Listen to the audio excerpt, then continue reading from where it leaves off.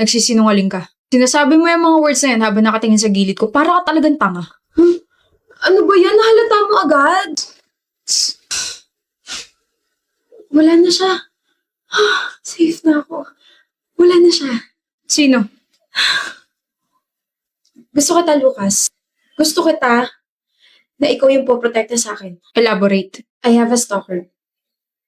Matchmate natin. Stalker? Na-report mo na ba? Twice, pero mas naniwala sila dun sa lalaki. Kailan pa to? Last week. I mean, I tried different methods. Nireport ko siya, nag-iiba ko ng way, pero nandun pa rin siya. Then last night, he tried to open the door. Ano?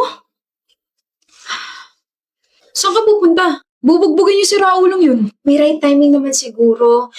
I'm so sorry, Lucas. I'm sorry if ikaw yung napili ko. I'm sorry if binigyan kita agad ng responsibilidad. Pero kasi I have my reason naman kung bakit ko ginagawa to. You have a reputation. Varsity ka ng isang football team. Sikat na sikat ka.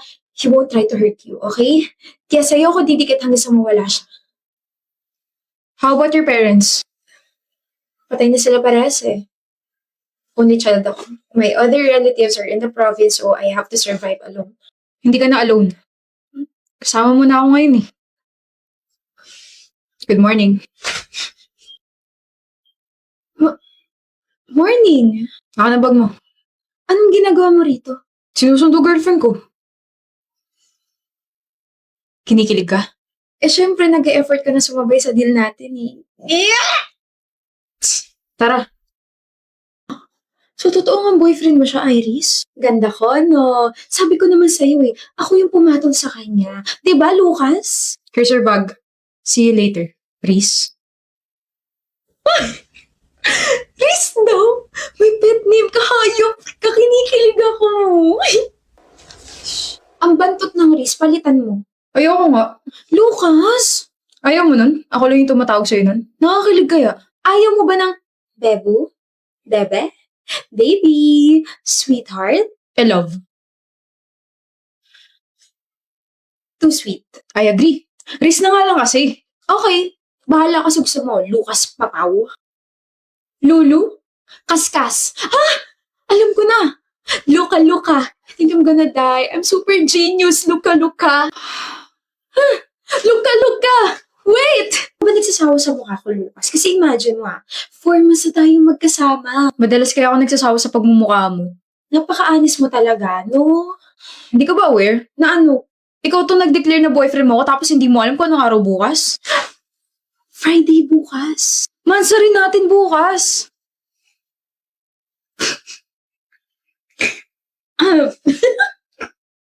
Bakit ka natatawa? Hindi naman ako aware na doon romantiko ka pala. Hindi pa monster ko pa nalalaman dyan. Well, I'm just helping you. So? O di wag. Oo na, magse-celebrate na tayo. Ikaw nag-iiba na yung trato mo sa akin Delikado ka na. Ewan ko sa'yo. Hindi ka pa uwi? Mag-lock ka ng pinto Oo. Mag-double lock ka, mag-triple lock ka, huwag mo sayangin yung mga lock na binili ko para sa'yo, magsara ka ng windows, tapos magtabi ka ng pamayos sa side table mo para kapag may nakapasok dito sa apartment mo, mapoprotektahan mo yung sarili mo. Hindi. Dito na lang kayo ako matulog. Umuwi ka na nga, Lucas. Date mo ako kapag matutulog ka na Oo na, love. Anong love? Sa asta mo kasi parang tayo na talaga eh. Sige na, umuwi ka na. Ingat ka.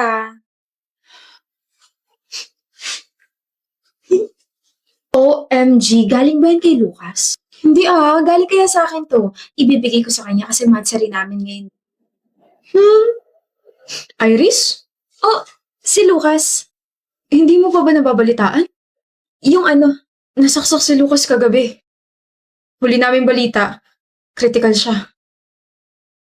Ano ba? Long time no see, Cora. Johan? Johan nga pala. Sorry, wait. Pasmado ako.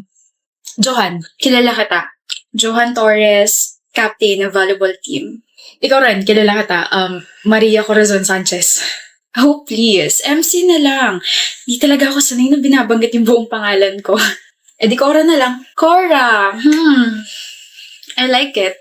Like rin kita. I mean, yung nickname na Cora. Sorry, medyo gumaganon yung utak ko kapag nakakausap kita eh. Nagpapanik ako. Mukhang nawawala angas ni Captain Bahala ka. Asarin ka dyan. Kung aasarin nila ako dahil sa'yo, ayos lang. Ikaw yan eh. Aarte pa ba ako? Oh, wait, isa pa. Huwag na nga, hindi talaga ako marunong kumindat eh. Ay, ako marunong. Ganito ba?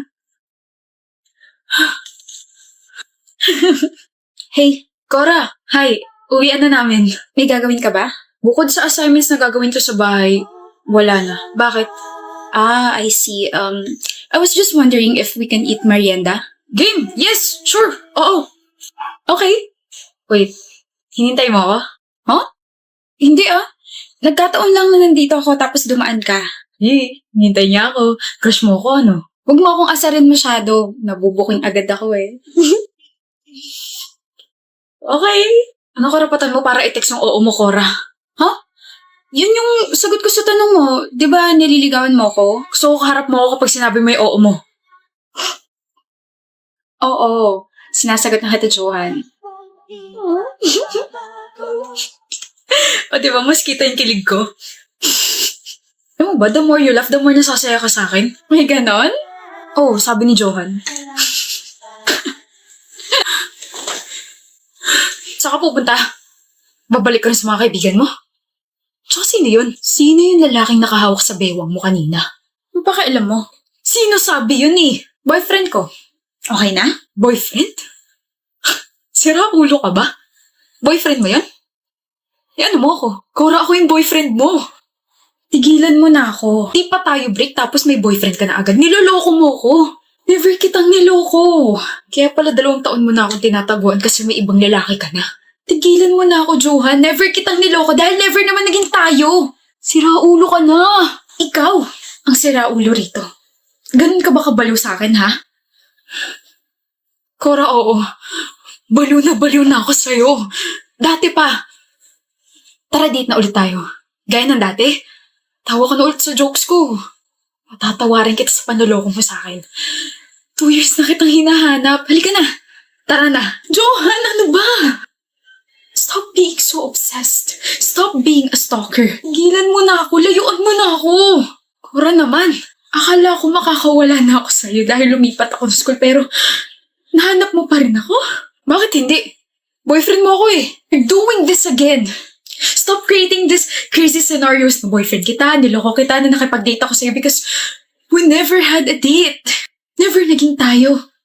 Never ako natawa sa mga jokes mo. Okay? Kung may nararamdaman ako para sa'yo, yun yung takot. Takot na takot ako sa'yo. Remember when you made everyone hate me dahil sabi mo, gusto mo ikaw lang yung nagkakagusto sa akin? Remember when you slapped me kasi hindi yung sagot ko sa tanong mo kung pwede bang maging tayo? Ang dami pang ginawa, Johan. Dami. Kaya itatak mo dyan sa kukote mo, natigilan mo na ako kasi pagod na akong tumakbo palayo sa'yo. Umalis ka na, magpakalayo-layo ka na. Tigilan mo na ako. Cora, do this again and I'm gonna file a complaint against you at sisiguraduhin ko makukulong ka.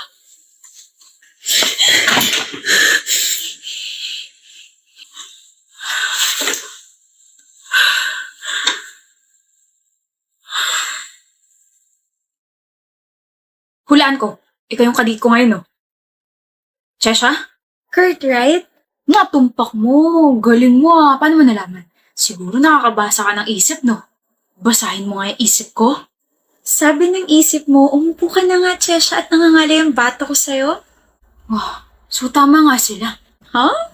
Palaging tama ang mga babae kasi may tama ka. Haha, so funny. Alam ko, nasa resume ko kasi yan. Like, isa sa mga skills kong nakakatawa. Really? Ano ina-applyan mo? Comedian. Dahan-dahan naman sa pagtawad, baka iuwi mo na ako niyan, ha? Oh my gosh, shut up. Nasa noisy ako palagi ng bata, o kaya hindi gagana sa kanyan. Sabi nga ni mama ko, okay lang na dumaldal ako ng dumaldal kahit mali yung mga sinasabi ko. Ayun, bagsak ako lagi sa recitation. So mali mo pala na-apply sinabi ng mama mo. Pero buti nagka-time ka dito sa getting to know each other date natin, no? Kasi, busy ka, di ba? Well, it's Saturday. Hindi ka kasama sa world tour? World tour? Hindi ka na-inform or inalis ka sa list of songs ni Bruno Mars, yung Chesha, that is what you are. Pleasure yon, Kurt. Nabago na? Okay, fine. Honestly, you're funny and smooth. But? Anong but? Siguro sa Tagalog, puwet. Yung mga ganyan kasing compliments, may mga kasamang buts.